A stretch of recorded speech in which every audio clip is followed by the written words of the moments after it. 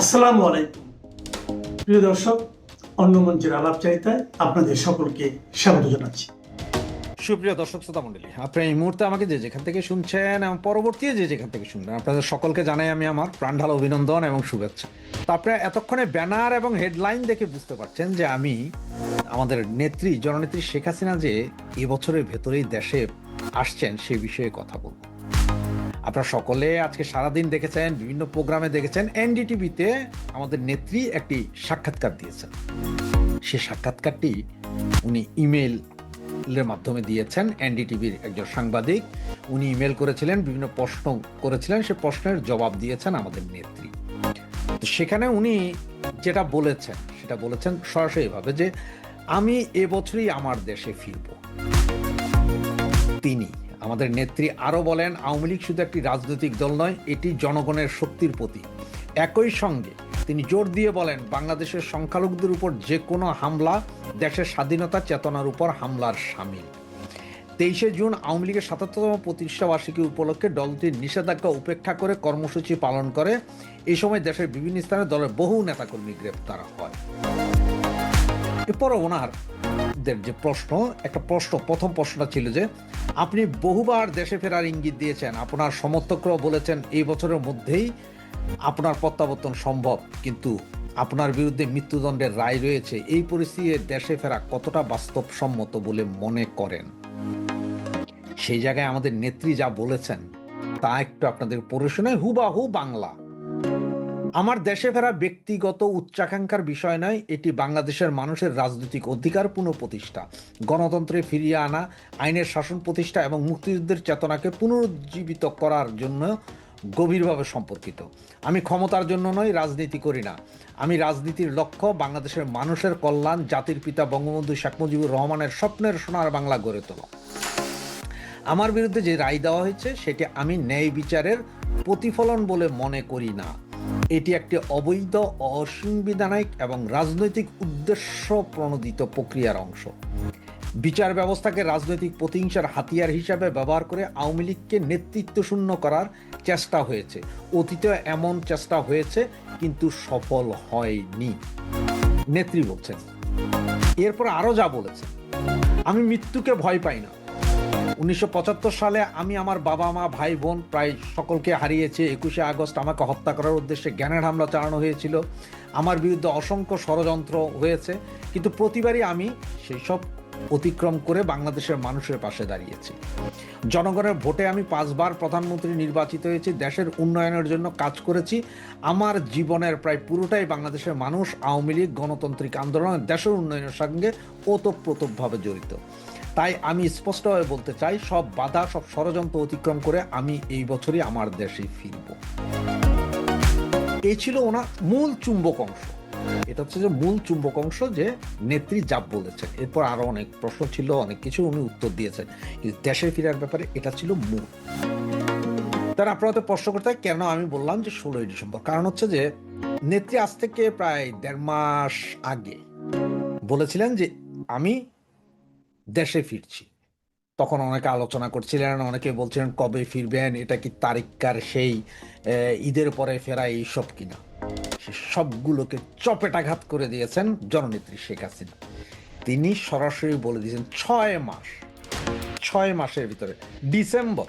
তখন বলেছেন 6 মাস, ডিসেম্বর, তার মানে দেখেন এখন ডিসেম্বর হলো আমাদের হাতে আছে আর 6 মাস। 6 মাসের ভেতরেই ফিরছেন। তবে ডিসেম্বরের ভেতরে ফিরছেন, উনি কিন্তু এটা বলেন যে কোন মাসে। এটা এমনও হতে পারে যে July, August, September, October, November, December, যে কোনো সময়। কবে, কখন, কোন দিন ফিরবেন এটা হয়তো আমরা 1 মাস 1.5 মাস আগে হয়তো না জানলেও 2-4-5 দিন আগে জানবো যে উনি ফিরবেন। এবং আপনারা সকলেই জানেন যে নেত্রী এখন পর্যন্ত যা বলেছেন তাই করেছেন, কারণ ওনার কাছে মৃত্যু ভয় নেই। উনি জানে যে মৃত্যু আসবে। এতবার হামলা করার পরও যেহেতু ওনাকে মারতে পারেনি, তো এটা একটা কথা আছে না যে রাখে আল্লাহ মারে কে। আল্লাহ যখন কাউকে বাঁচায় রাখতে চায়, তখন পৃথিবীর কোনো শক্তি আপনার হত্যা করতে পারে না।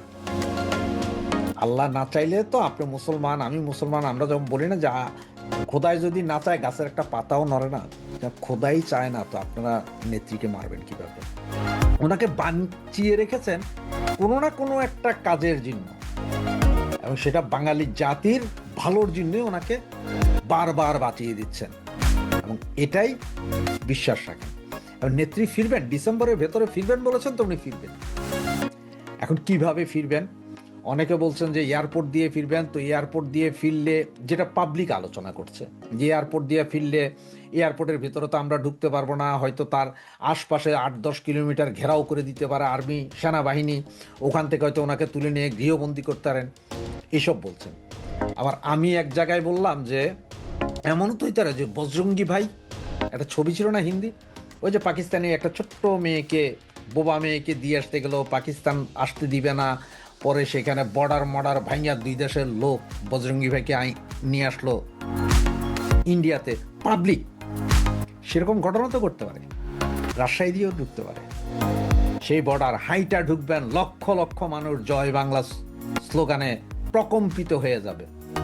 আবার এমনও হতে পারে যে উনি আসছেন বলার পর 2 থেকে 2.5 ঘন্টা, কারণ দিল্লি থেকে ঢাকায় আসতে 3 ঘন্টা লাগে, 3 ঘন্টার ভিতরে ঢাকা শহর সয়লাভ করে দিতে কি, ঢাকা, নারায়ণগঞ্জ আশপাশের জেলার লোকজনই যখন রওনা হবে তখন এমনিই আগুন হয়ে যাবে। এবং উনি আসবেন কিন্তু জনগণের বলে, সেনাবাহিনী পুলিশের বলে না, উনি আসবেন জনগণের বলে, আওয়ামী লীগ, ছাত্রলীগ, যুবলীগের, তৃণমূলের নেতাকর্মীর বলে, আম জনসাধারণের বলে। আর সেই দিনে বাঁধ ভাঙা জোয়ার কেউ ঠেকাইতে পারবে না। আপনি অলরেডি দেখতেছেন যে উনি যখন থেকে বলছেন যে আমি দেশে ফিরবো যে কোনো মুহূর্তে, তখন থেকে প্রতিদিন মিছিলের গতি বাড়ছে। আর আজকে এনডিটিভির এই সাক্ষাৎকার প্রচারিত হওয়ার পরে রাতের আধারাও মিছিল হচ্ছে। কাল থেকে কি হবে আপনাদের সামনে এই ভিডিওটা যখন যাবে, তখন থেকে কত জায়গায় কত রকম মিছিল হবে তা কি বুঝতে পারছেন? এবং আমাদের এই মিছিল ঠেকানোর জন্য এই সরকার সর্বোচ্চ চেষ্টা করছে। আপনারা জানেন যে এই যে 23শে জুন আমাদের এই প্রতিষ্ঠা বার্ষিকীর মিছিল করতে যেয়ে 7 জন যুবক তুরাগ নদীতে প্রাণ হারালো। গতকালকে সারাদিনে 9 জন নোয়াখালীতে মার্ডার হইল। সব মিলে সারা বাংলাদেশে গত 1 সপ্তাহে 275 জন লোককে হত্যা করা হয়েছে। এটা কিন্তু একরকম ক্লিন হার্ট চলছে। এরা বলছে না ক্লিন হার্ট, কিন্তু আর্মি, সেনাবাহিনী, ডিজিএফআই, এনএসআই এরা মিলেই ক্লিন হার্ট করছে। আর সব বাইচা হয়েছে আওয়ামী লীগ নেতাকর্মীদেরকে। সাবধানে থাকেন, তবে মনোবল হারাইয়েন না। নেত্রী আসবে বলছে ডিসেম্বরের ভিতরে, এটা শিওর থাকে। 16ই ডিসেম্বর এই জন্য বলছি যে অনেকে বলছেন যে 16ই ডিসেম্বর বিজয় দিবসের দিনে হয়তো নেত্রী ফিরতেন, হইতে পারে 16ই ডিসেম্বরও ফিরতে পারেন, একদম এক্সাক্ট 16ই ডিসেম্বর হয়তো বিজয় দিবসের দিন ফিরতে পারে, বা 15ই ডিসেম্বরে রাতের বেলাও ফিরতে পারেন, যে 16ই ডিসেম্বর সরোয়ার্দী উদ্যানে বিজয় দিবস পালিত হবে, তেমনও হতে পারে না, এত কোনো বিকল্প নেই। তবে যে কোনো দিন ফিরবে, নেত্রী যখন একবার বলে দিয়েছেন ফিরবে, সুতরাং কোমর বাঁধন। প্রচুর মাইর খেয়েছি, খাইতে খাইতে দেওয়ালের পিঠ ঠেয়ে গেছে, ঘর বাড়ি ভাঙা চুরা কারো কিছু রাখে না, মামলা মোকদ্দমা তো সবার নামেই আছে। আর কত সহ্যের শেষ হয়ে গেছে, এবার ফেরার পালা, এবার ঘুরে দাঁড়ানোর পালা, এবার প্রতিঘাত করার পালা। সুতরাং নেত্রী ফিরছে, এটাই শিওর, এটাই শেষ। হয় এবার আমরা বাঁচবো, আর না হয় পুরো বাংলাদেশ মৌলবাদীদের হাতে চলে যাবে, দুইটার একটা হবে। সুতরাং বাধা দিলে বাঁধবে লড়াই, এই লড়াইয়ে জিততে হবে। এই লড়াইয়ে জিতবে কারা? শেখ হাসিনার সৈনিকেরা। জয় বাংলা, জয় বঙ্গবন্ধু। ভারতের আপত্তি উপেক্ষা করে শেখ হাসিনা একতরফা ইন্টারভিউ দিয়ে বলে দিলেন তিনি এবছরের মধ্যেই দেশে ফিরবেন। এর আগেও কিন্তু কয়েকবার তিনি খুব উতলা হয়ে উঠেছিলেন। আমি কিন্তু সেই খবর আপনাদেরকে করেছিলাম যে প্রধানমন্ত্রী দেশে ফেরার জন্য উতলা হয়ে উঠেছেন, কিন্তু অজিত দোভাল এবং ডক্টর জয়শঙ্কর দুজনেই তাকে নিবৃত করেন এবং বলেন পরিস্থিতি কিছুটা আমাদের আয়ত্তে এলে তারপরেতে আপনাকে আমরা ফেরানোর ব্যবস্থা করব। এটা নিয়ে বারবার ওনার মনের মধ্যে একটা যুদ্ধ চলছিল, নিজের সঙ্গে নিজের মনের একটা যুদ্ধ চলছিল, বা দেহের সঙ্গে মনের।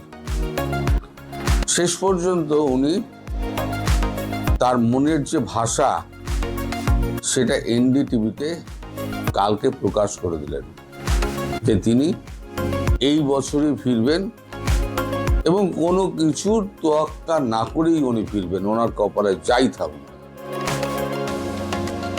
এখন তার এই বক্তব্য ভারতবর্ষকে বেশ প্যাঁচে ফেলে দিয়েছে। ভারতবর্ষ যা ভেবেছিল, যেভাবে ভেবেছিল, এখন তার স্রোত উল্টো দিকে বইতে শুরু করেছে। হ্যাঁ, সেক্ষেত্রে ভারতবর্ষ কি করবে সেটা কালকে রাত্রিবেলা প্রচুর বৈঠক হয়েছে। এখন যখন একটা দেশের প্রধানমন্ত্রী স্বইচ্ছায় আমাদের সর্বদলীয় বৈঠকে তার থাকার সিদ্ধান্ত হয়েছে, যতদিন ইচ্ছে উনি থাকতে পারেন, কিন্তু ফিরে যাওয়ার ব্যাপারটা তার সর্বদলীয় বৈঠক ডাকার কোনো ব্যাপার নেই। উনি ওনার ইচ্ছে দেশে ফিরে যাবেন, এর মধ্যে সর্বদলীয় বৈঠক ডাকার কোনো ব্যাপার নেই। এটা ওনার ইচ্ছে, উনি দেশে ফিরে যাবেন, খুব ভালো কথা। আমরা তো কাউকে বন্দি করে রাখিনি। তো এখন ওনার যে এই যে স্টেটমেন্ট ভারতকে করে বিপদে ফেলেছে। কাল সারা রাত্রি অনেক রাত অবধি এই নিয়ে বৈঠকের পর বৈঠক হয়েছে। শেষ পর্যন্ত যেটা ঠিক হয়েছে, আমাদের সেনাবাহিনী এবং আমাদের সরকার ব্যাকডোর চ্যানেলে সেনাবাহিনী যেমন ওয়াকারুজ্জামানকে, আমাদের ভারত সরকার তেমনি বিএনপিকে একটা বার্তা দিয়ে দিয়েছে, আমরা শেখ হাসিনাকে ফেরত পাঠাচ্ছি, কিন্তু যদি কিছু হয় তব তোমারা খেয়াল রাখবে, মানে তোমরা খুব একটা নিরাপদে থাকবে না, যেটা আমি লিখেছি। এখন দেখুন, এটা দুই রাষ্ট্রের ব্যাপার, দুটো প্রতিবেশী রাষ্ট্র, তার মধ্যে অনেক কূটনৈতিক ব্যাপার রয়েছে। আমি ভাষা বলবো, আপনাদের বুঝে নিতে হবে আমি কি বলতে চাইছি। সবকিছু পরিষ্কার বলা যায় না। এর মধ্যে আমি একটুখানি আগে উল্লেখ করে নিই কেন ভারতবর্ষ এই মুহূর্তে ওনাকে ফেরাতে চাইছে না। তারপরে আবার এই প্রসঙ্গে আসবো, কারণ ওটা না হলে এইটা বুঝতে পারবেন না। তাই আমার অনুরোধ, শেষ অবধি ভিডিওটা দেখুন। আপনারা অনেকেই শেষ অবধি দেখেন না বলে পরে আপনারা কোশ্চেন ঠুকে দেন। শেষ অবধি দেখলে কিন্তু কোশ্চেন ঠোকার কোনো ব্যাপার থাকে না। আসি এবার আমাদের ক্রস বর্ডার।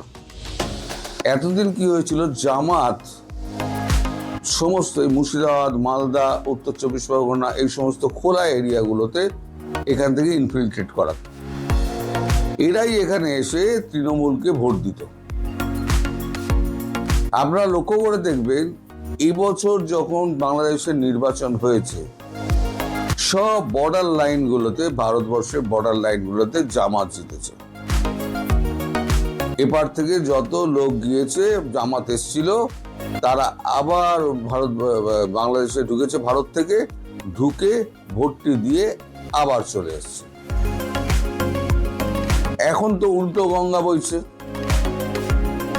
এখন লোক সব তাড়াচ্ছে। মালদা, মুর্শিদাবাদ খালি হয়ে গিয়েছে, উত্তর 24 পরগনা খালি হয়ে গিয়েছে, দক্ষিণ 24 পরগনা খালি হয়ে গিয়েছে।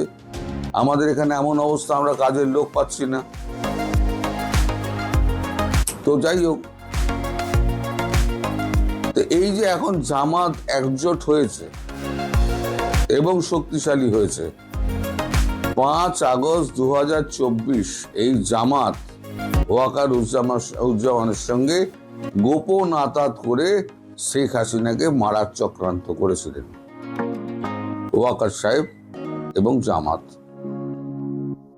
4 তারিখ খবর রাতে পায়, বা কখন পায় আমি জানি না, 4 তারিখ রাত্রিবেলা থেকে, তখন থেকে ভারত নিজের কাজ শুরু করে এবং 5 তারিখ ওনাকে দুপুরবেলার দিকে ভারতে মানে সুস্থ শরীরে নিয়ে আসা হয়।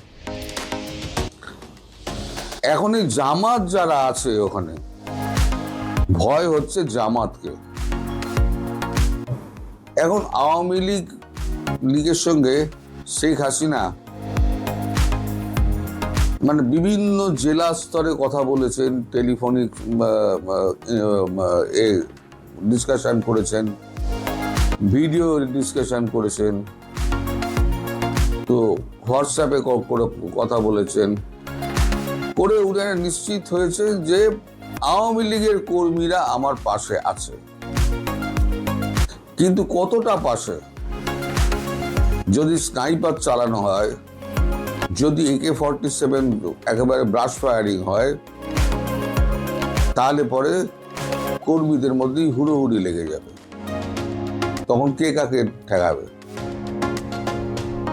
এই অবস্থা যাতে না হয় তার জন্য ভারতবর্ষ একটা উল্টো স্রোতের দিকেই একটা প্ল্যান করেছে। সেটা ডিসক্লোজ করব না। যে প্ল্যানটা করেছে সেটা আমি ডিসক্লোজ করব না, কারণ এগুলো বলা যায় না। এটা আপনারা খুব সাধারণভাবেই বোঝেন। তো শেখ হাসিনা ঠিক করেছেন ডিসেম্বরে ফিরবেন, তো উনি ডিসেম্বরে ফিরবেন। এবার এই এনডিটিভি ওয়ার্ল্ডে যে ছাপাটা হয়েছে, সেই ছাপাটা সারা পৃথিবীতেও গেছে, মার্কিন যুক্তরাষ্ট্রেও গেছে। এখন মার্কিন যুক্তরাষ্ট্রের প্রেসিডেন্ট ডোনাল্ড ট্রাম্প এখন ভারতের সঙ্গে সুসম্পর্ক চাইছেন। এর আগে মার্কিন যুক্তরাষ্ট্রের কিন্তু মার্কো রুবিও এসেছিলেন, আপনাদের মনে আছে। প্রথমে কলকাতায় এসেছিলেন, তারপরে দিল্লি গেছিলেন। কলকাতায় মিশনারিজ অফ চ্যারিটিদের দেখা করে তারপরে দিল্লি গেছিলেন, গিয়ে ডক্টর জয়শঙ্কর, অজিত দোভালের সঙ্গে দেখা করেন, মোদিজির সঙ্গে দেখা করেন। তখন তার সঙ্গে গেছিলেন সার্জিও গোর। তখনই ভারতবর্ষকে অফার দেওয়া হয় যে আমরা আপনাদের সাহায্য করবো বাংলাদেশ সুস্থিরতা আনার জন্য। ভারতবর্ষ বলেছিল আপনাদের দরকার নেই। দ্বিতীয়বার আবার যখন মার্কো রুবিও আসেন, তখন দ্বিতীয়বার আবার এই কথা উঠতে, তখন জয়শঙ্করজি বলেছেন যে আপনারাই তো গন্ডগোলটা পাকিয়েছেন, আপনারাই তো একটা সুস্থির রাষ্ট্রকে আপনারাই অস্থির করেছেন, আপনাদেরও ভরসা কি করে করি। এবার ডোনাল্ড ট্রাম্প এই খবরটা পাওয়ার পর, কারণ তিনি চাইছেন এই গুটিটা হচ্ছে বাংলাদেশ হচ্ছে একটা গুটি, যেটা হচ্ছে ভারতের সফট কর্নার।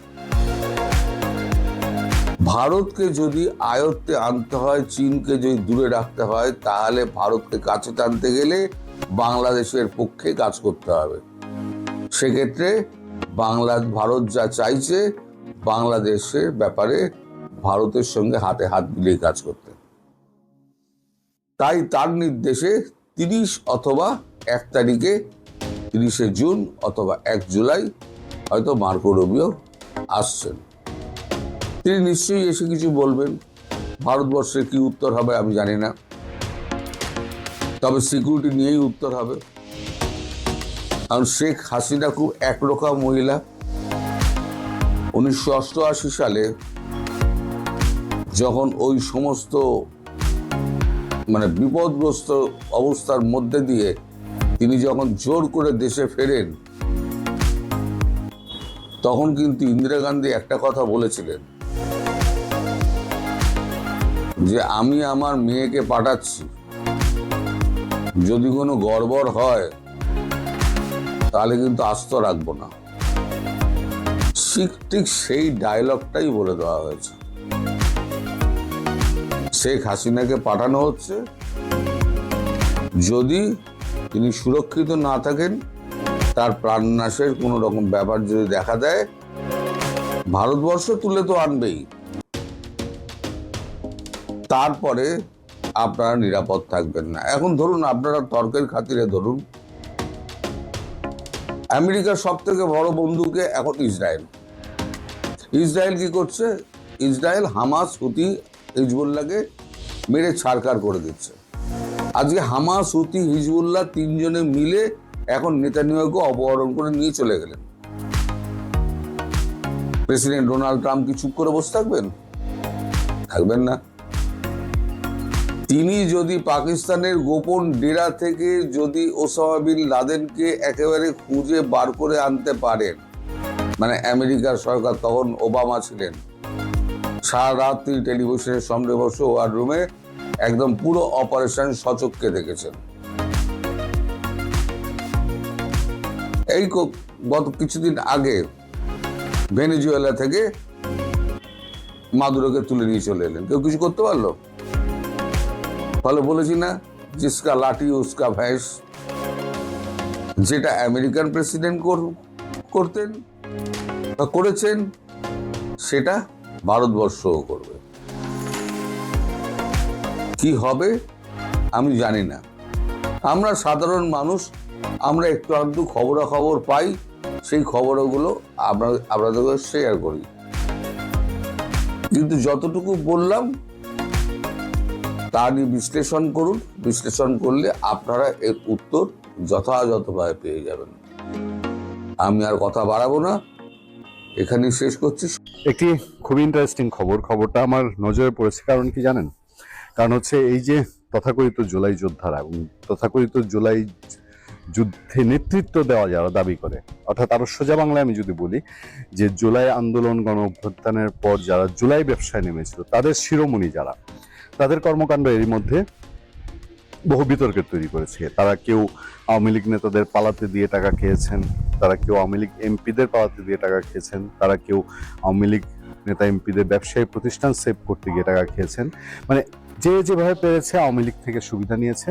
এবং যখন বাংলাদেশে খবরটা খুব জোরালো হয়েছে, দৃশ্যমান দেখা যাচ্ছে যে শেখ হাসিনা ফিরে আসতে পারেন, শেখ হাসিনা ঘোষণা করছেন তিনি চলতি বছরে ফিরে আসবেন, তার নেতাকর্মীরা ফিরে আসবে, আওয়ামী লীগ রাজপথে মোটামুটি নেমেই গেছে বলা যায়, এবং আওয়ামী লীগকে যে ধ্বংস করা যাবে না, তখন এসে জুলাই যোদ্ধাদের পিলে যে চমকে উঠেছে সেটা মোটামুটি পরিষ্কার। এবং এটা পরিষ্কার ওই জুলাইয়ের মাস্টার মাইন্ড খ্যাত, যাকে কিনা পরে অস্বীকার করা হয়েছে যে ইউনূস তাকে মাস্টার মাইন্ড বলে নাই, মাহফুজ আলমের কথা আরো স্পষ্ট যে তারা টার্গেট হবেন, হ্যান তেন। আসিফ মোহাম্মদ সজীব ভুঁইয়া এরা হাপিত্তিশ করছে যে তাদের উপর গুপ্ত আক্রমণ হবে। এই সিচুয়েশনের মধ্যে খবরটা নিশ্চিতভাবেই ইন্টারেস্টিং, কারণ এই জুলাই যোদ্ধাদের মধ্যে আলোচিত দুইজন ছাত্রলীগ নেতার শ্বশুর বাড়ি দাওয়াত খেতে যাবেন, এর থেকে আর মজার কোনো খবর হতে পারে যেখানে ছাত্রলীগের নাম শুনলেই তারা একেবারে তেলে বেগুনে জ্বলে উঠতেন। খবরটা হচ্ছে এরকম যে আপনার মৌলভীবাজারের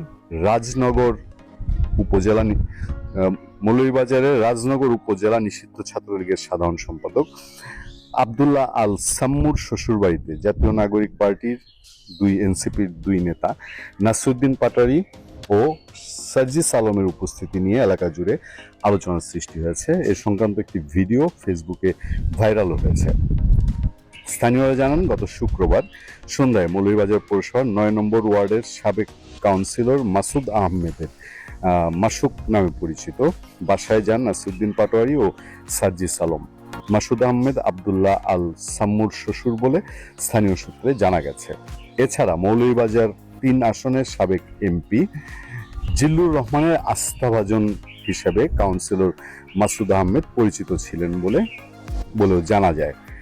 তবে নাসিরউদ্দিন পাটোয়ারী ও সার্জিস আলমের ওই সফরের বিষয়ে তাদের কিংবা সংশ্লিষ্ট কোনো পক্ষে আনুষ্ঠানিক বক্তব্য পাওয়া যায়নি। এ কারণে সফরটি রাজনৈতিক নাকি ব্যক্তিগত ছিল সে বিষয়ে নিশ্চিতভাবে কিছু জানা যায়নি। এই যে সার্জিস আলম, নাসিরউদ্দিন পাটোয়ারীরা, তাদের কাছে ব্যক্তি জীবন, রাজনৈতিক জীবন আর তার সাথে আওয়ামী লীগ এর কোনোটার সঙ্গেই যায় না। তারা আওয়ামী লীগ শুনলেই মনে করেন যে এরা এত বেশি রকম একটা পিলে চমকানো অবস্থায় চলে, কারণ তারা জানে, আমরা এর আগে আপনাদেরকে অনেকবার আমরা বলেছি যে আওয়ামী লীগ জানে এই যে সার্জিস আলম, নাসিরউদ্দিন পাটোয়ারীরা এরা যদি থাকে তাহলে আওয়ামী লীগের জন্য জীবন মরণ সংকট। আবার সার্জিস আলমরাও জানে যে আওয়ামী লীগ যদি চলে আসে তাহলে তাদের জন্য এবং সেই সারা দেশে ধরেন ১-২ হাজার যেই জুলাই ব্যবসায়ীরা, এই জুলাই ব্যবসায়ীদের জন্য এটা একটা জীবন মরণ সংকট। কারণ তারা রাজনীতিটাই করেছে। আমি আজকে থেকে বছরখানেক আগে থেকে আপনাদেরকে বলি, এই সার্জিস, নাসিরউদ্দিন পাটোয়ারী বা এই যে তথাকথিত জুলাই যোদ্ধা যারা, এদের রাজনীতির পুঁজি হলো আওয়ামী লীগকে গালিগালাজ, আওয়ামী লীগ বিরোধিতা করা, শেখ হাসিনাকে ইন্ডিয়ায় ফেলে রাখা। ধরেন শেখ হাসিনা যদি বাংলাদেশে চলে আসে তাহলে এদের রাজনীতি শেষ, এদের আর রাজনীতির কোনো টাইম থাকবে না, রাজনীতির কোনো ইস্যুই পাবে না, কারণ তারা জনগণের কোনো সাবজেক্ট নিয়ে বা নির্দিষ্ট কোনো একটা আদর্শ নিয়ে রাজনীতি করেনি। রাজনীতি করেছে ধান্দাপানির রাজনীতি, নিজেরা প্রত্যেকে ফুলে পেঁপে উঠেছে। এখন তলে তলে আওয়ামী লীগ ছাত্রলীগের সাথে কি একটা কানেকশন করার জন্য যান প্রাণের চেষ্টা করছে। মির্জা ফখরুল ইসলাম আলমগীরের একটা বক্তব্য সংসদে প্রশংসিত হয়েছে। তিনি জামাতকে মুক্তিযুদ্ধে তাদের ভূমিকার জন্য ক্ষমা চাইতে বলেছেন। আমার প্রশ্ন, জামাত যদি ৭১ তাদের ভূমিকার জন্য ক্ষমা চায়, তাহলে কি জামাতকে নিয়ে আমাদের যে সমস্যা আছে তা মিটে যাবে? দেখুন, এই আলোচনাটা আমি অত্যন্ত গুরুত্বপূর্ণ মনে করি, বিশেষ করে আমাদের মুক্তিযুদ্ধের সমর্থক এবং মুক্তিযুদ্ধের মূলধারার পক্ষে তরুণ প্রজন্ম যারা ছাত্রলীগ করে বা অন্যান্য ছাত্র সংগঠন করে, ভবিষ্যতে রাষ্ট্রের এমপি মন্ত্রী এসব হবে, তাদের এই জিনিসগুলো বোঝার খুব দরকার। সেই জন্য আমি এই আলোচনাটা করছি। জামায়াত ৭১ জন্য ক্ষমা চাক, এটা কিন্তু আওয়ামী লীগেরও এজেন্ডা। আপনি দেখবেন আওয়ামী লীগের নেতারা এটা বক্তৃতা বিবৃতিতে প্রায় বলতো যে তারা তো ৭১ জন্য ক্ষমা চায়নি। এটা আওয়ামী লীগের এই জায়গায় চিন্তাটা প্রসারিত করার সুযোগ ছিল, কিন্তু আমরা সেটা করিনি। আসলে জামাত ৭১ জন্য ক্ষমা চায়নি এই ধরনের একটা বক্তৃতা দেয়া বা এই ধরনের বক্তৃতা দিয়ে রাজনীতি করা তো সহজ, কিন্তু জামাতের যে বিধ্বংসী, যে ধ্বংসাত্মক, ইতিহাস বিমুখ, সভ্যতা বিরোধী যে তাদের যে মূল্যবোধ, সেটাকে রাজনৈতিকভাবে পরাজিত করা, সেটার বিরুদ্ধে তরুণ প্রজন্মকে শিক্ষিত করা, এটা কিন্তু অনেক কঠিন কাজ। সেই দিকে কিন্তু আওয়ামী লীগকে ভবিষ্যতে নজর দিতে হবে। জামাত মুক্তিযুদ্ধের জন্য ক্ষমা চাইলেই যে জামাতকে নিয়ে আমাদের সমস্যা কমার চেয়ে বাড়তে পারে, এর একটা বড় উদাহরণ হলো এবি পার্টি। আমরা জানি এবি পার্টি তৈরি হয়েছিল অনেকটা সরকারের পৃষ্ঠপোষকতায়, ডিজিএফআই এতে জড়িত ছিল বলে বলা হয়। কি দেখানো হয়েছিল, কেন এবি পার্টি তৈরি হচ্ছিল? তারা বলছিল যে আমরা তো তরুণ প্রজন্ম, জামাতের সমর্থক, কিন্তু আমরা মুক্তিযুদ্ধের সময় ছিলাম না, আমরা কেন আমাদের পিতামাতাদের যুদ্ধাপরাধের দায়ভার বহন করব? এটা বলে কিন্তু এবি পার্টি তৈরি হয়েছিল, আপনাদের স্মরণ আছে কিনা? সেই এবি পার্টির এই যে আপনি ফুয়াদকে দেখেন, ফুয়াদ একা যে বিষ ঢালতে পারে, অর্থাৎ যে পরিমাণ সাম্প্রদায়িক ঘৃণা, হিন্দু ঘৃণা, ভারত ঘৃণা, এই ছেলে একা যে পরিমাণ ঘৃণা প্রডিউস করতে পারে, এটা কিন্তু জামাতের সিনিয়র নেতারা 10-12 জন মিলেও পারত না। এবং যাদেরকে আমরা যুদ্ধাপরাধের দায়ে ফাঁসি দিয়েছি, কাদের মোল্লা, নিজামি, মুজাহিদ, মীর কাশেম আলী, চিন্তা করেন তো, এরা 4 জন মিলে কি একটা ফুয়াদের সমান হবে? বিদ্বেষ ছড়ানোতে, ঘৃণা ছড়ানোতে একটা মাসুদের সমান হবে? হবে না। অথচ এবি পার্টি তারা কিন্তু বলে যে তারা জামাত যেমন জামাতও মুক্তিযুদ্ধ নিয়ে অনেক কথা বলে, ক্ষমা চায় না। এবি পার্টি আরো বেশি মনে হয় যে তারা মুক্তিযুদ্ধের প্রজন্ম, মুক্তিযুদ্ধকে ওন করে। তারপর বক্তৃতা দেওয়া শুরু করে ওই যে আপনার এই যেসব ফুয়াদ এবং এসব আরো যারা পরিচিত চরমপন্থীরা আছে, যে ৭১-এর লাখ লাখ শহীদ, ২৪-এর লাখ লাখ শহীদ, দেখবেন এইভাবে এই যে প্রবঞ্চনা তারা করে বাংলাদেশের মানুষের সাথে, এবং মুক্তিযুদ্ধের পক্ষের মানুষ তাদের বুদ্ধিবৃত্তিক চিন্তা অগভীর হওয়াতে তারা এটা সহজ একটা সমাধান হিসাবে দেখে যে জামাত মুক্তিযুদ্ধের ভূমিকার জন্য একটা ক্ষমা চাইলেই বুঝি বাংলাদেশের তাদের আর কোনো সমস্যা থাকে না, তারা বাংলাদেশে সহি হয়ে গেল, এখন তারা বাংলাদেশে রাজনীতি করবে এবং তারা যা করছে তাই করবে। আসলে কি তাই? আমি তো মনে করি যে জামাত যেই ধরনের কৌশলী একটা রাজনৈতিক দল, জামাত যেভাবে দেখেন 2 জন হিন্দু নিযুক্ত করতে পেরেছে, পিনাকি এবং গৌতম, এবং নামগুলোও দেখেন, এই যে পিনাকি গৌতম, হিন্দুদেরও কিছু সেকুলার নাম থাকে, এগুলো কিন্তু একেবারে প্রকৃত হিন্দু না। এমন মানুষকে কিন্তু জামাত আপনার তাদের দলের পক্ষে ভিড়িয়েছে।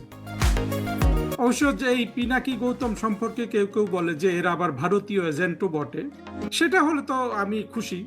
বিশেষ করে পিনাকি যদি ভারতীয় এজেন্ট ইত্যাদি হয়ে যদি মাহমুদুর রহমানের মতো চরমপন্থী, তারপরে ইলিয়াসের মতো চরমপন্থীর ভিতর ঢুকতে পারে, এইটা বলবো যে পিনাকির একটা বড় সাফল্য। ভবিষ্যতে যদি এই ধরনের কিছু প্রকাশ পায়, অবশ্যই পিনাকি আমাদের কাছে বাহবা পাবে।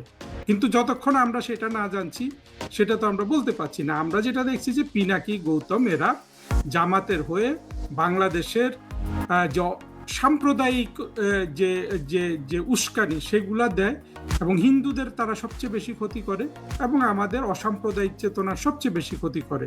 কারণ জামাতের হয়ে যখন হিন্দু কথা বলে, তখন সেগুলা কিন্তু মানুষের কাছে অনেক বেশি আকর্ষণীয় হয়, অনেক বেশি বিশ্বাসযোগ্য হয়।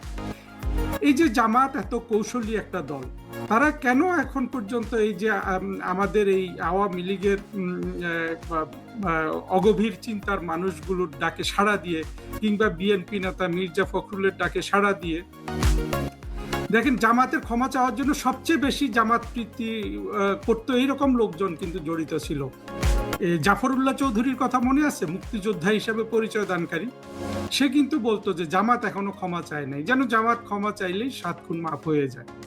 এবং জামাত কেন ক্ষমা চায় না, এটা আমার কাছে একটা রহস্য। ওরা যেভাবে যে কৌশলে হিন্দু নিয়োগ করেছে, সেই কৌশলে তারা কিন্তু ক্ষমা চেয়েও ফেলতে পারত, তারা তো সহি হয়ে যেতে পারত। তাতে কি আমাদের সমস্যার সমাধান হয়ে যেত?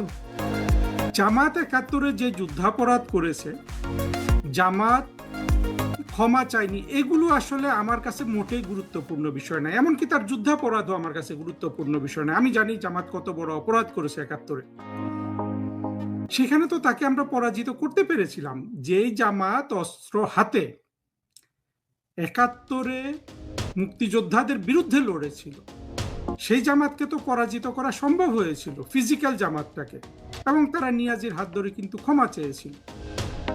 কিন্তু যেই জামাত আমাদের মুক্তিযুদ্ধ বিরোধী আদর্শ লালন করে, সেই জামাতের গায়ে তো আমরা কখনো ফুলের টোকাও দিতে পারিনি।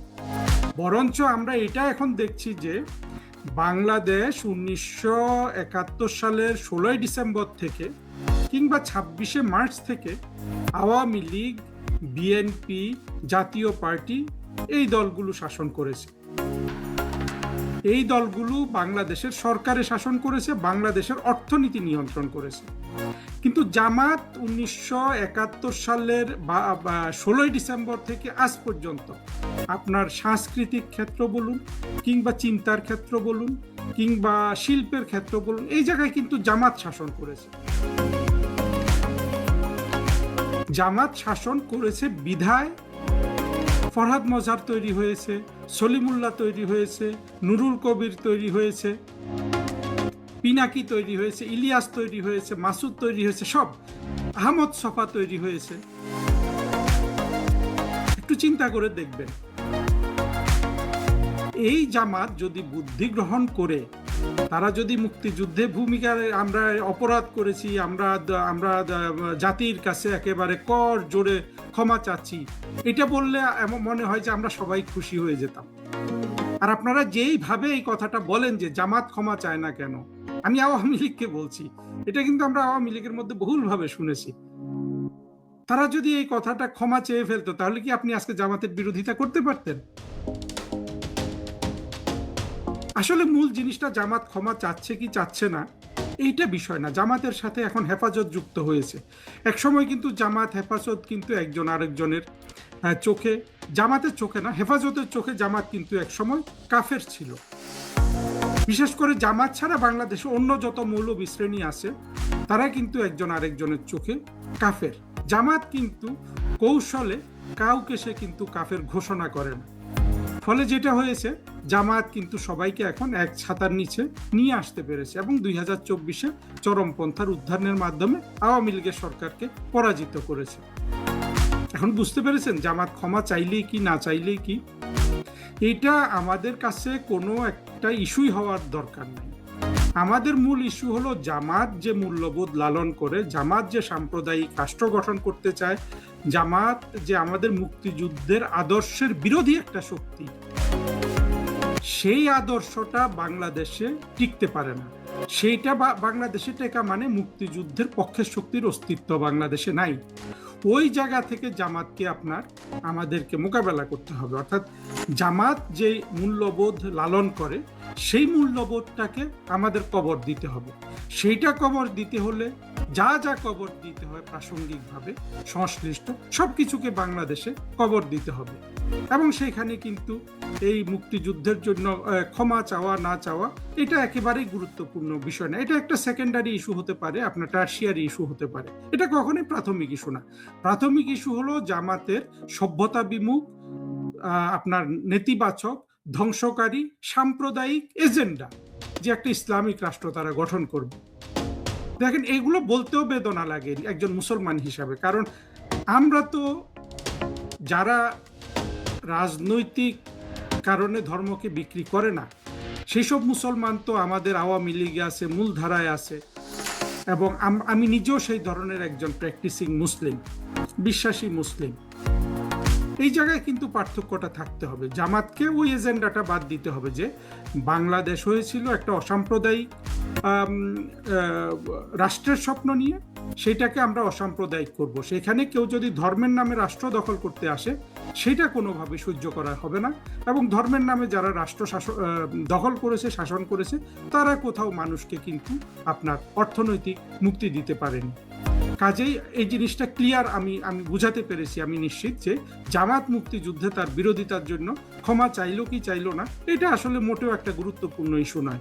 মির্জা ফখরুল সাহেব সেটা বলতে পারে, তাদের তো এখন জামাত বিরোধী দল, এই জন্য তাদের একটা বিরোধিতা, এক ধরনের একজন আরেকজনের সমালোচনা করবে।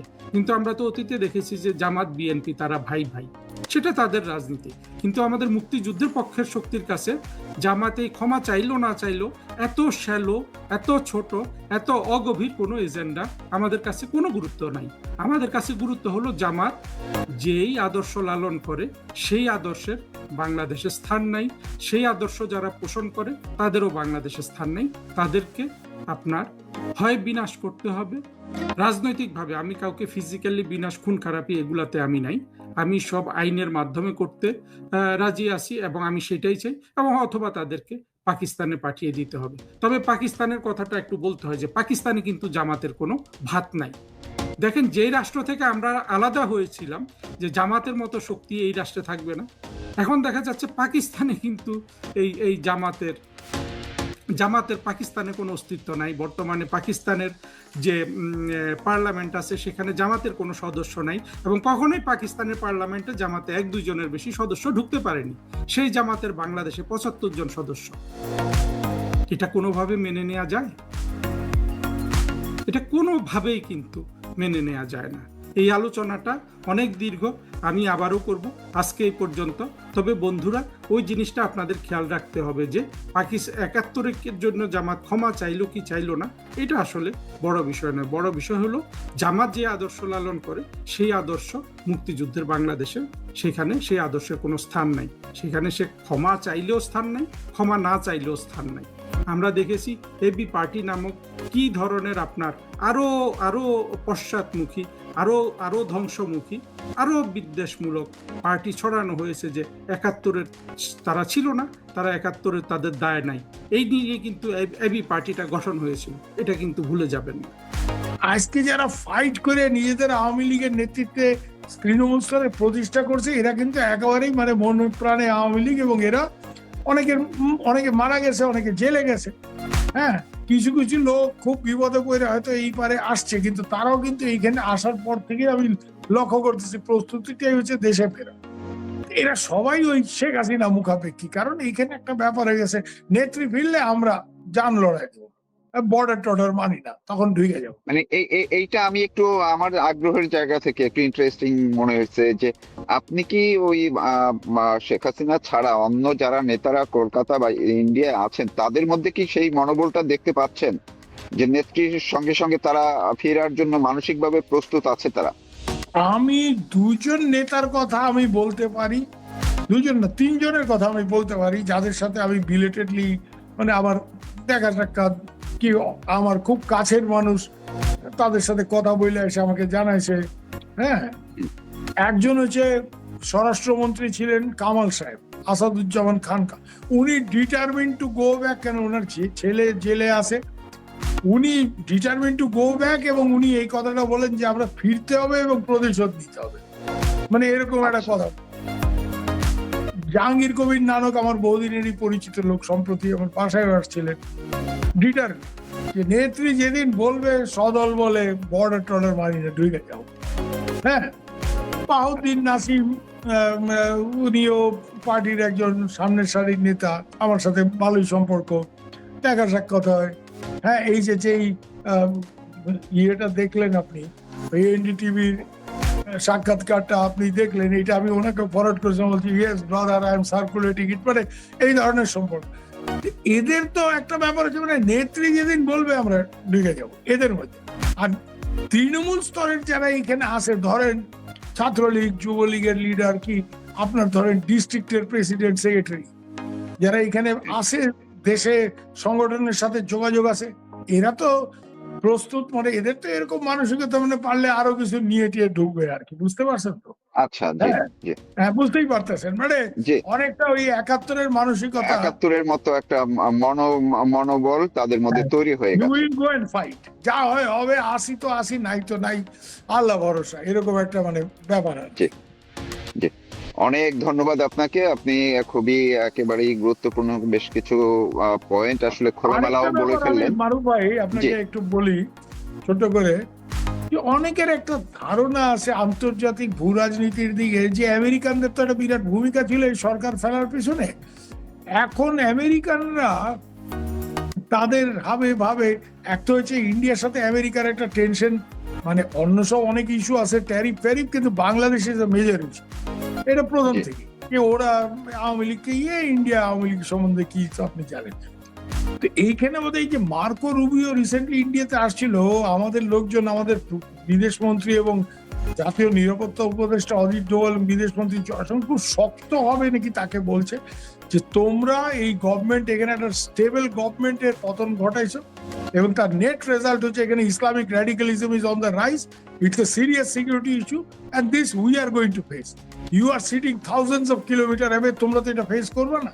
তো এর জন্য এখন মানে এইটা মানে this problem has to B addressed, এবং এখানে বোধহয় শেখ হাসিনাকে ফেরত পাঠানোর জন্য মানে যা করার একটা করতে হবে আমেরিকার উপর, এরকম একটা প্রেশার আমাদের এখান থেকে আসে, এবং আওয়ামী লীগের উপরে ব্যানটা তোলার ক্ষেত্রে এখন এটা হয় নাই।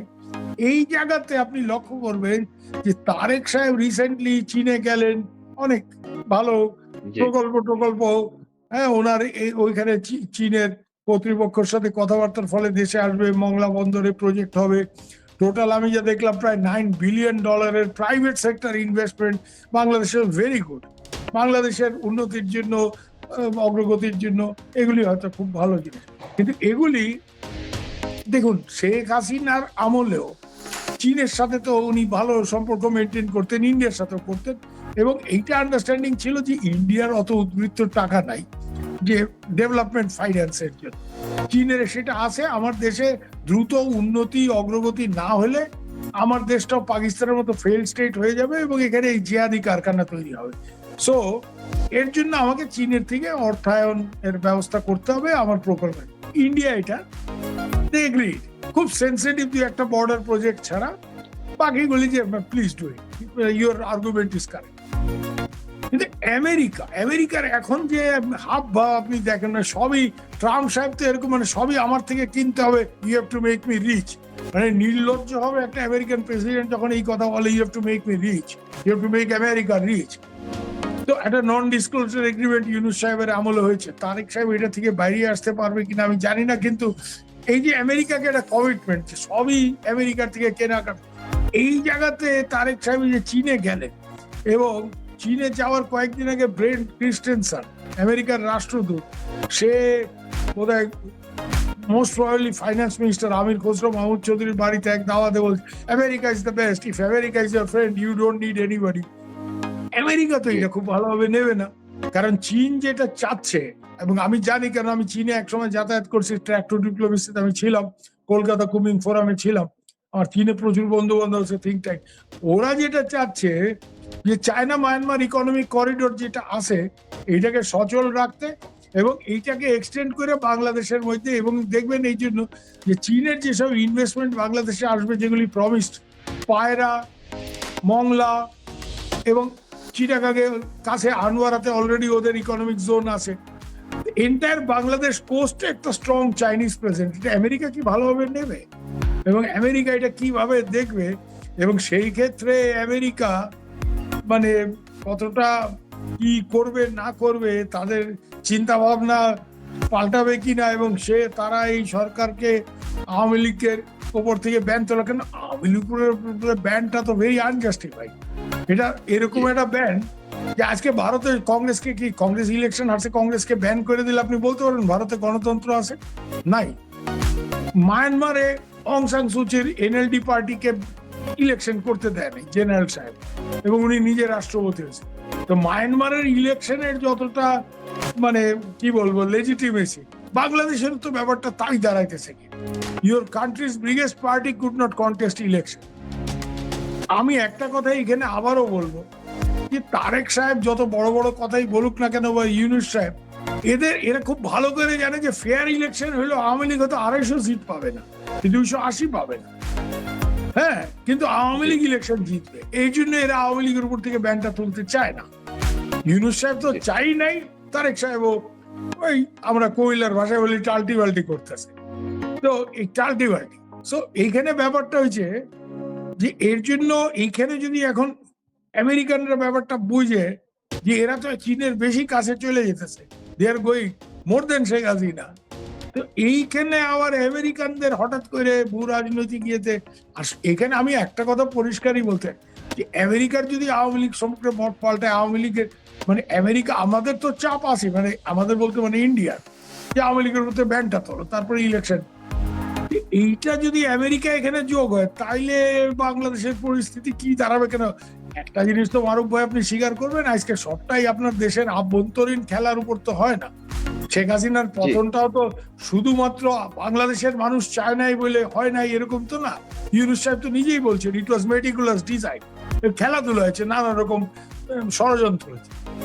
এর জন্য এইসব জায়গায় আবার অন্যরকম কিছু হয়ে যায় কিনা, এবং রাজনীতির এই সব ব্যাপার বুঝে শেখ হাসিনা এরকম ভাবে চাপাচাপি করতেছে কিনা, এগুলিও মানে নানা রকম প্রশ্ন থাকেছে, তাই না? অনেক ধন্যবাদ আপনাকে। সম্মানিত দর্শক, আমাদের পররাষ্ট্রমন্ত্রী জনাব খলিলুর রহমান একজন শিক্ষিত, মার্জিত এবং ঝানু এবং দক্ষ কূটনীতিবিদ। তার ভাষায় শালীনতা আছে, মাধুর্যতা রয়েছে, যথেষ্ট বিশেষণ সহকারে তিনি বাংলা এবং ইংরেজি বলেন, এবং কথার যে রিদম, কখনো গলা উঁচিয়ে নেওয়া, কখনো নিচে নেওয়া, এবং তার সঙ্গে সঙ্গে কথার সঙ্গে সঙ্গে আই কন্ট্যাক্ট, মানে চোখের যে ভাব বিনিময়, এই জিনিসগুলো তিনি অসাধারণ দক্ষতা নিয়ে করেন। এবং পার্সোনালি তার কোনো বক্তব্য যখন মিডিয়াতে আসে, আমি বাংলাদেশে আসলে সাধারণত A to Z কারো বক্তব্য ওভাবে শুনি না, কিন্তু তার বক্তব্য আমি শুনি। আগে যেভাবে বক্তব্য দিতেন, ধরুন অসাধারণ বক্তব্য দিতেন মোকাম্মেল হক সাহেব, সচিব, না শুনে কোনো উপায় ছিল না। বক্তব্য দিতেন সুরঞ্জিত সেনগুপ্ত, বক্তব্য দিতেন আসাদুল্লাহ, সচিব, এরকম আরও অনেকে।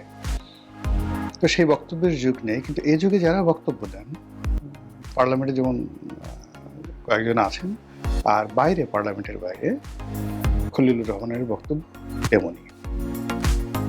তো তিনি যখন চীন সফর শেষে বাংলাদেশে এসে বক্তব্য দিচ্ছিলেন, ঠিক তারই মধ্যে হঠাৎ দেখলাম তিনি মেজাজ হারিয়ে ফেলেছেন। যদিও আমাদের যে বাঙালির কতগুলো অসভ্যতামি রয়েছে, আমরা মেজাজ হারানো বলতে বুঝি কাউকে গালি দেওয়া, সুধীর ভাই বলা, থাপড়ায় তোর 32টা দাঁত খুলে ফেলবো, বের হওয়া আমার চোখের সামনে থেকে, পাড়ায় তোর জিব্বা টানে ছেড়ে ফেলবো, মানে এইগুলো না বলা পর্যন্ত আমরা মনে করি না যে এই লোকটা রাগ হয়ে গেছে। তারপর কারো গায়ে হাত দেওয়া না পর্যন্ত, যেটাকে আঞ্চলিক ভাষায় বলা হয় কানপট্টি ফাটিয়ে দেওয়া, 32টা দাঁত খুলে ফেলা, জিহ্বা টেনে ছেড়ে ফেলা, ঘাড় ধাক্কা দেওয়া, অর্ধচন্দ্র, তারপরে পশ্চাৎ দেশে লাথি মারা, এই জিনিসগুলো কারোর সাথে ফিজিক্যালি না করা পর্যন্ত সেই লোক মোটামুটি মনে করে যে তাকে অপমান করা হয়নি।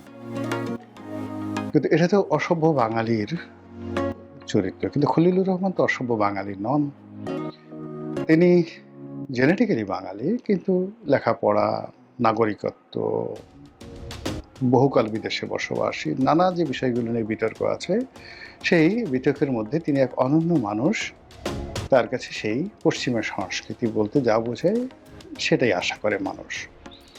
তো সেই দিক থেকে চীন সফরের পর তিনি যেভাবে বিরক্তি প্রকাশ করেছেন, রাগ হয়েছেন, এবং তার যেটা সীমা আছে, সার্কেল আছে, সেই সার্কেলের বাইরে গিয়ে তিনি সাংবাদিকদের সঙ্গে যে ভাষায় কথা বলেছেন, এতে করে মনে হচ্ছে তিনি প্রথমত মেজাজ হারিয়ে ফেলেছেন, দ্বিতীয়ত তার চীন সফরটি আসলে ভালো হয়নি। বা আমরা সচরাচর আমাদের দেশের যে অবকাঠামো, আমাদের দেশের যে অর্থনৈতিক অবস্থা, আমরা যেভাবে বিদেশ থেকে হয় পেয়ে আসি নয় হারিয়ে আসি, এরকম একটা অবস্থা তৈরি হয়। কিন্তু একটা দীর্ঘমেয়াদে একটা পররাষ্ট্রনীতি গড়া, একটা বাণিজ্য নীতি গড়া বা কোনো একটি করা, এই বিষয়গুলো আসলে আমাদের দেশে হয়ে ওঠে না। আমরা বিশ্বব্যাংকে গেলাম, সেই আমির খসরু মাহমুদ চৌধুরী সাহেব আমেরিকাতে গেলেন, এখন সে গিয়ে বাংলাদেশের দূতাবাসে ঘোরাফেরা করছে। খলিলুর রহমান সাহেব আমেরিকাতে গেলেন, কোথায় কোথায় ঘোরাফেরা করেছেন সেটা বুঝতে হবে, দেখতে হবে। আমাদের এর আগে ইউনূস সাহেব গেছেন, ইংল্যান্ডে গেছেন, দেখাই করতে পারেনি কারোর সঙ্গে। তো এই হলো আমাদের বাস্তব অবস্থা।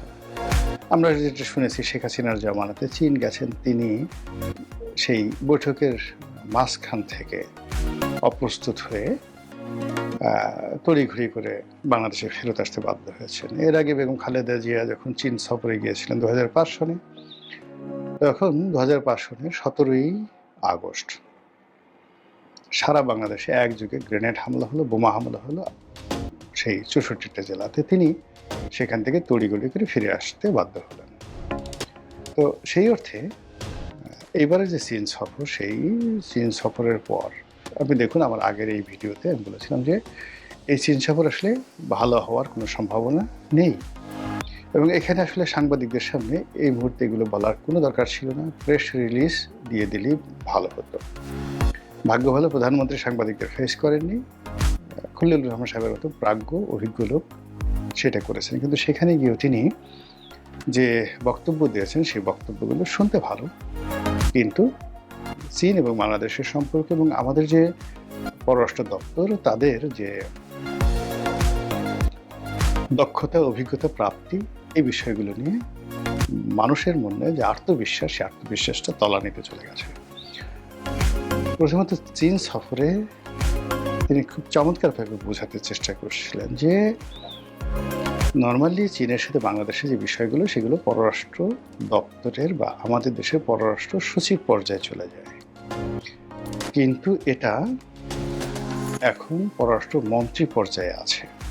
ভালো কথা, বাংলাদেশের ফাইলগুলো সচিবের দরবারে না থেকে এখন সেই ফাইলগুলো পররাষ্ট্রমন্ত্রীর দপ্তরে চলে গেছে এক ধাপ। আর চীনের যে পররাষ্ট্রমন্ত্রী, তার দপ্তরে চলে গেছে। ভালো কথা, কিন্তু এই সফরের সময় চীনের পররাষ্ট্রমন্ত্রী কোথায় ছিলেন? কারণ এটা তো মেইনলি এই মুহূর্তে যা কিছু ইনিশিয়েট হচ্ছে পুরোটাই বাংলাদেশের মানে ministry of foreign affairs MOFA এবং চীনের মোফা। তো সেখানে চীনের পররাষ্ট্রমন্ত্রীর উপস্থিতি তো খুবই জরুরি, নাম্বার ওয়ান। সে ব্যাপারে তার এই বক্তব্যটা, মানে তিনি যেটা বলছেন, এটা মানে এখন সব কিছু চীনের পররাষ্ট্র মন্ত্রণালয় দেখছে, সেখানে মন্ত্রী নেই, প্রেসিডেন্ট আছে কিন্তু মন্ত্রী নেই। মন্ত্রী কোথায়? মন্ত্রী ভারতে। দ্বিতীয়ত তিনি বোঝানোর চেষ্টা করছেন যে চীন আর আমাদের মধ্যে পার্থক্য কতটুকু। আমাদের আনুমানিক জিডিপি মানে অনলি 500 বা $550 বিলিয়ন, আর সেখানে চীনের যে GDP trillion trillion trillion dollar, তাদের যে বাজেটে উদ্বৃত্ত সেটি কয়েক ট্রিলিয়ন ডলার। এটা এই সমসাময়িক পৃথিবীতে কল্পনাই করা যায় না। উনি যেটা বললেন যে এইরকম অর্থনীতি যিনি মেনটেন করেন তিনি সে দেশের অর্থমন্ত্রী, সে দেশের সেন্ট্রাল ব্যাংকের গভর্নর এবং যিনি সর্বেসর্বা তিনি হলেন চীনের প্রেসিডেন্ট শি জিনপি। তো মিস্টার শি জিনপি তিনি তার পরিষদবর্গকে নিয়ে এই যে এত বড় একটা বিরাট বৈঠক করলেন, ইট মিনস আপনাকে বুঝতে হবে যে আমাদের সক্ষমতা কোন পর্যায়ে, আমাদেরকে কোন পর্যায়ে ট্রিট করছেন। আরে ভাই, আমরা তো এখন আর সেই তলাবিহীন ঝুড়ি নেই। তো এখন আমার বক্তব্য হলো জনাব খলিলুর রহমান, তলাবিহীন ঝুড়ি মানে একটা ঝুড়ি আপনার আছে, তলা নাই, কিন্তু এই মুহূর্তে আপনার কি ঝুড়ি আছে? তলা তো দূরের কথা। মাই কোশ্চেন ইজ দ্যাট আপনার যেটা ঝুড়ি আছে, একটা বাস্কেট আছে, হোয়ার ইজ দ্য বাস্কেট? যেখানে IMF 3টি কিস্তি আওয়ামী লীগ জমানাতে দিল, স্বৈরাচার ফ্যাসিস্ট। ইউনূস জমানাতে 2 বছর IMF কিস্তি দিল না, তারা বলল নির্বাচিত সরকার আসলো। নির্বাচিত সরকার আসার পর তারা নেগোশিয়েট করবে। নির্বাচিত সরকার চেষ্টা করলো, তারা পুরো ঋণ চুক্তি, আওয়ামী লীগ জমানাতে যে ঋণ চুক্তিটা হলো সেই ঋণ চুক্তিটা বাতিল করে বলল নতুন করে অ্যাপ্লাই করো। এর মধ্যে ঝুড়িটা কোথায় বলেন? গত 18 মাসে বাংলাদেশে যে দুর্নীতি হয়েছে, আওয়ামী লীগ সরকারের সাথে কয়েক গুণ বেশি দুর্নীতি হয়েছে 2025 সালে। এটা TIB রিপোর্ট। আর সুইস ব্যাংকে বিগত দিনগুলোর চাইতে, অর্থাৎ যদি আপনি ধরেন 2024 অথবা ধরুন 2023, এই সময়টাতে বাঙালিদের যে ট্রানজ্যাকশন ছিল, স্থিতি ছিল, আমানত ছিল, তার চেয়ে 41% বেড়ে গেছে। আচ্ছা বলেন তো, ডক্টর মোহাম্মদ ইউনূস এবং তার যারা লোকজন, এরা কয়জন ছিল? আসিফ নজরুল, রেজওয়ানা, তারপর অন্যান্য যে সমস্ত ফজল কবির খান, এসব মিলে কয়জন লোক? কিন্তু সারা বাংলাদেশের পথে ঘাটের মাঠের যা কিছু নিয়ন্ত্রণ, এর 90% ছিল বিএনপির হাতে। তারপর হয়তো 8% ছিল যাকে বলা হয় জামাতের হাতে, 2% চ্যাংড়া পোলাপানের হাতে। তো এই মানুষগুলো এই যে টাকা পাচার করে পুরো বাংলাদেশকে যে ফোকলা করে দিল, এর দায় দায়িত্ব কি পুরোটা ইউনূসের? এই দায় দায়িত্ব যেভাবেই বলেন না কেন, যদি ইউনূসের দায়িত্ব হয়, খলিলুর রহমান সাহেব তার দায় এড়াতে পারেন না। যদি জামাতের হয় আর বিএনপির হয়, তাহলে তো তাকে এর জবাবদিহি করতে হবে। আর এই কারণে, এই ফোকলার কারণে যদি মেনশন করে সরকারের সক্ষমতা নিয়ে, সততা নিয়ে, অনেস্টি নিয়ে বিশ্ব ব্যাংক, TIB, এই যে টোটাল গ্রুপগুলো যদি এই কাজগুলো করে থাকে, তাহলে আমার যে তলাবিহীন ঝুড়ি, বটমবিহীন বাস্কেট, বটমলেস বাস্কেট, বটম আমার দরকার না, আমার ঝুড়িটা দেন আপাতত। ঝুড়িটা বটম দরকার হলে আমি কাপড় দিয়ে তৈরি করে নেব, আগে আমার ঝুড়িটা দেন। ঝুড়িটা কই? তৃতীয় উনি একটা কথা বলছেন, যে সাংবাদিকদের বলছে যে ভাই এইভাবে প্রশ্ন করেন না, আত্মসম্মানে লাগে, বোঝার চেষ্টা করেন আমরা কোথায় আছি। তারপর উনি বললেন যে এটা একটা গণতান্ত্রিক সরকার, এই গণতান্ত্রিক সরকারের যে অবস্থা, জনগণের দ্বারা নির্বাচিত সরকার, তাকে বুঝতে হবে। ভাই খলিলুর রহমান, তা তো সুন্দর করে বুঝলাম, তো আপনি যে গণতান্ত্রিকভাবে নির্বাচিত সরকারের যে বড়াই করলেন, সেক্ষেত্রে you yourself is not elected by the people, of the people, for the people. You are appointed by dash dash dash, selected by Dr. Yunus and Gong, then carried by Janab Tareq Rahman and his government. কোথায় যাব বলেন, ঝুড়ি কোথায়? এখন ওই যে সাংবাদিক, আমাদের ওখানে যারা আমাদের দেশে সংবাদপত্রে আসে, অনেকে মালিকের পারপাস সার্ভ করে, অনেকে দলের পারপাস সার্ভ করে, ঠিক ওইভাবে ব্যাকবোনওয়ালা যারা লোকজন আছে ওরকম লোকের সংখ্যা তো কম। কিন্তু এই প্রশ্নটা আপনি যেভাবে কথা বলেছেন, এটা যদি নুরুল কবির সাহেবকে করতেন এই প্রশ্ন, তাহলে সে আপনাকে কি প্রশ্ন করতে আপনি কল্পনাও করতে পারতেন না, not even out of your imagination. আমি আপনাকে বলবো যে আপনি এই চীন সফর নিয়ে একটি সাক্ষাৎকার দিন নিউ এজের সম্পাদক জনাব নুরুল কবিরকে, অথবা জনাব নুরুল কবিরের সঙ্গে একটা টেলিভিশন টক শোতে আপনি বসেন, ইভেন তার নিউ এজ একটা সাক্ষাৎকার দেন, আমরা এটা একটু দেখতে চাই। তাহলে আপনার গণতান্ত্রিক শক্তি এবং আপনি চীনে কি করে এসছেন সেটা এবং উত্তরগুলো আমরা জানতে পারব। তো এই যে জিনিসগুলো হচ্ছে, এই জিনিসগুলো হচ্ছে আপনারা যারা সরকারের এই পররাষ্ট্র মন্ত্রণালয়ে আসছেন, আপনি আছেন, হুমায়ুন কবির সাহেব আছেন, শামা ওয়ায়েদ ম্যাডাম আছেন, তিনজনই আছেন। এখন এত বড় 18 কোটি মানুষের দেশ, এর যে একটা পলিটিক্যাল ইকোনমি আছে, এর যে একটা পলিটিক্যাল স্থিতি আছে, এর যে বাস্তব কতগুলো সমস্যা আছে, এই সমস্যাগুলো কূটনীতির কোনো ভাষা দিয়ে, থিওরি দিয়ে, তারপরে অন্য কোনো মানে যাকে বলা হয় আইডিওলজি দিয়ে, মিষ্টি মিষ্টি কথা দিয়ে এটা পূর্ণ হবে না। এই মুহূর্তে মানুষের মধ্যে যে বেদনা আছে, যে কষ্ট আছে, সেগুলো ওন করতে হবে আগে। সেই ওনের যে জিনিসটি, এটি যদি আপনি সরকারের পক্ষে রিপ্রেজেন্ট করতে না পারেন, তাহলে এই যে একটা বিব্রতকর পরিস্থিতি, আপনার কি দরকার ছিল সংবাদ সম্মেলন করার? ওখানে আপনি কি পেয়ে আসছেন, কি পেতে যাচ্ছেন, এটা আপনার সে তো কেউ আর ভালো জানেন না। আপনি বলতে আসছেন যে কথাগুলো, সেটা হলো আমাদের দেশে এখন মানে কি আছে, হে ক্ষুদিত বন্ধু মোর তৃষিত জলধি, এত জল বুকে তবু নাহি তৃষ্ণার অবধি।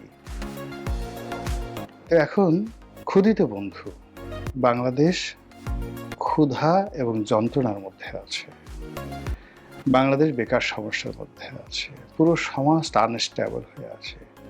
সেখানে আপনি রোড অ্যান্ড বেল্ট ইনিশিয়েটিভ চীন নিচ্ছে, ওটার জন্য আপনি 5 বছর অপেক্ষা করবেন। আপনি চীনের সঙ্গে বাংলাদেশের যে ব্যবসা হচ্ছে কতটুকু জানেন? চীনের কোন কোন বন্দর থেকে কোন কোন পণ্য বাংলাদেশ থেকে আসে? সাংহাই থেকে চিটাগং ভাড়া কত, ট্রানজিট টাইম কত, দালিয়ান থেকে কত, কিংডাও থেকে কত, গুয়াংজো থেকে কত, শেনজেনের যে পোর্টগুলো আছে, শেনজেন যেখানে বেশি আছে, শেনজেন সেই পোর্টের কত, নানজিং থেকে কত আসে, নানটং থেকে কত আসে, নিংবো থেকে কত ভাড়া হয়, কয়দিন লাগে। এখন চট্টগ্রামের সাথে যে চীনের ডাইরেক্ট জাহাজ যোগাযোগ আছে, আপনি সেটা কি জানেন? আপনি মানুষজনকে বুঝাচ্ছেন যে চীন থেকে জাহাজে চলে আসবে মায়ানমার, মায়ানমার থেকে আমরা রোডে করে বাংলাদেশে আনব। একজন ব্যবসায়ী হিসেবে এর চাইতে যাকে বলবো হয় অবাস্তব আর লৌকিক ভাষায় যদি বলি গাঁজাখড়ি গল্প হতে পারে না। আপনি কি জানেন যে এই যে চীনের যে বন্দরগুলো থেকে জাহাজ আসে, এই আপনি মায়ানমারের যে পোর্টগুলোর কথা বললেন, আবার সেই পোর্ট এটার উচ্চারণ কে দিয়ে করতে হবে সেটাও আপনি সুন্দরভাবে বুঝিয়ে দিলেন। আচ্ছা, আপনাকে আমি প্রশ্ন করি, আচ্ছা আপনি বলেন তো ওখানে রেগুলার পার উইক কয়টা জাহাজ সেল হয়, এবং সেই জাহাজগুলো চায়নার কোন কোন বন্দর থেকে আসে, আর আমাদের পণ্যগুলো চায়নার কোন কোন বন্দর থেকে আসে? বাই রোডে আমাদের কোন কোন বন্দরে থেকে একটা ট্রাক যদি আমি আরাকান থেকে এনে চট্টগ্রাম পর্যন্ত আনি, ঢাকা পর্যন্ত, আমার ভাড়া কত লাগছে? আপনি জানেন একটা 20 ফিট কন্টেনার 20 টন মাত্র $800 ভাড়া, $800 ভাড়া সাংহাই থেকে চিটাগং পর্যন্ত। $800 ভাড়া, আর আপনি যদি মায়ানমার থেকে একটা ট্রাক 20 টন লাগবে না, মাত্র আপনি 10 টনের একটা ট্রাক যদি আপনি ভাড়া করেন, চিটাগং পর্যন্ত, ঢাকা পর্যন্ত আসতে আপনার $800 বেশি খরচ যাবে। আপনাকে এই বক্তব্য কে দিতে বলেছে, কে শিখতে বলেছে? এই দেশের লোক তো এখনো চদু নেই। আমরা যারা ব্যবসা করি এই শহরে, আমরা কখনো আমেরিকার টাকা নেইনি, কখনো বিএনপির লোকদের গালাগালি খেয়ে একটা চাকরির জন্য নির্লজ্জ হয়ে বিএনপির পিছনে ঘুরিনি। আমরা সেই চাকরির, অপমানজনক চাকরির টাকা দিয়ে কোট টাইপের ঘুরিনি। এই দেশে আমার মতো মানুষ মাথার ঘাম পায়ে ফেলে চীনের প্রতিটি শহরের বন্দরে, কোরিয়া থেকে শুরু করে বাংলাদেশের যেখানে যেখানে ইম্পোর্ট আছে, বাংলাদেশের যেখানে যেখানে এক্সপোর্ট আছে, এরকম অন্ততপক্ষে কয়েক লাখ শিক্ষিত মানুষ আছে যারা সমস্ত ট্রেড অ্যান্ড কমার্স মুখস্থ। কত ভাড়া, কত কস্টিং, কত কি এভরিথিং টু দি পয়েন্ট। একটা সেন্ট মানে ডলারের যে 100 ভাগের 1 ভাগ, সেই একটা সেন্টের হিসাব ও আমাদের মুখস্থ। তো আমাদেরকে যদি বলা হয় যে মায়ানমার হয়ে যে রাস্তা যাচ্ছে, সেই রাস্তা দিয়ে আমরা মাল আনবো কুনমিং হয়ে, এটা আপনি বুঝাইতেও পারবেন টিডিক্কার বাবাকে। গ্রামের একজন অর্ধোন্মাদ পাগলা কিসিমের মানুষ টিডিক্কা, সারাদিন সে তার ছেলেকে নিয়ে ব্যস্ত থাকে, লেখাপড়া কিছু জানে না। টিডিক্কার বাবাকে যদি বলেন, সে একটু পাশা চুলকাবে, একটু অন্ডকোষে নিজে হাত দিবে, আর আপনার এই কথা শুনে বলবে হ্যাঁ কথা বটে, জ্ঞানী বটে, লেখাপড়া জানে বটে।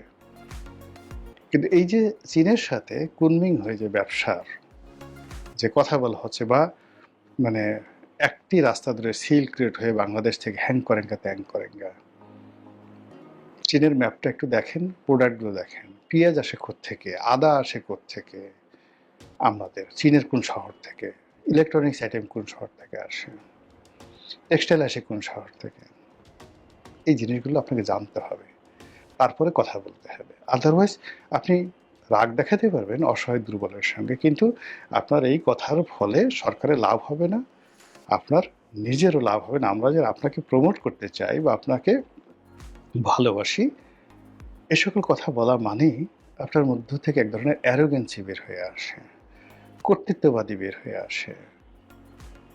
অনুরোধ করব, যেখানে আসছেন থাকুক না, আর সংবাদ একটা প্রেস রিলিজ দিয়ে দিলে যথেষ্ট, চীন থেকে আমরা এই করে আসছি, এই করে আসছি। কিন্তু মুখোমুখি আপনি যখন আসবেন, আপনার চেহারা শুরুতে কিন্তু একটা ভাব চলে আসবে, বিজয়ের ভাব চলে আসবে। আপনি ওখানে যে কটা হ্যান্ডশেক করেছেন, যে কটা ছবি আমরা ফেসবুকে দেখেছি, আপনি ভিডিওতে আপনার যে চালচলন দেখেছি, ওটা দেখে আমাদের যা বোঝার আমরা কিন্তু বুঝে গেছি। আমরা যেহেতু দেশের স্বার্থে কোনো কথা বলছি না, আপনি কেন একবারই এই কথাগুলো বলতে যাবেন? আপনার কল্যাণ হোক, আপনি ভালো থাকুন, আপনার শরীর স্বাস্থ্য ভালো থাকুক, মন মেজাজ ভালো থাকুক। আসসালামু আলাইকুম রহমতুল্লাহি ওয়া বারাকাতুহু।